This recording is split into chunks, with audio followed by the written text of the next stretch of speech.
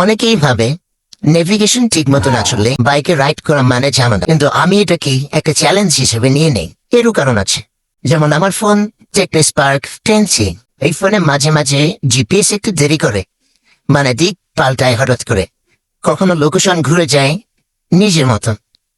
এই পর্যায়ে থেমে না গিয়ে বরং আমি আগেই রুটটা চোখে মাথায় রেখে নেই, দেখে নেই, তাই মাথায় থাকে কোথায় বাঁক, কত মিটার পর মোড়, কোথায় স্পিড কমাতে হবে, সব মাথায় একটু প্ল্যান করে রাখি।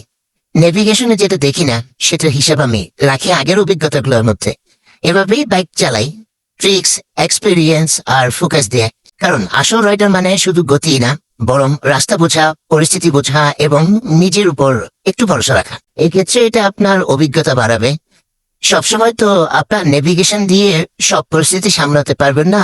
দেশের অনেক এমন জায়গা আছে লোকেশন ম্যাপই বোঝে না, আপনার বোঝা তো একটু পরের ব্যাপার। ফোন চাইলেই তো চেঞ্জ করা যাবে, ওইটা সমস্যা না, কিন্তু লোকেশন নির্ভর না হয়ে আপনি যদি মনোযোগ পারফেক্ট রাখেন বা রাস্তা বুঝতে পারেন, তাহলে রাইড পারফেক্ট হয়, সাথে আপনার এক্সপিরিয়েন্সও অনেক ইমপ্রুভ করবে। আমি জাস্ট আমার অভিজ্ঞতা শেয়ার করলাম।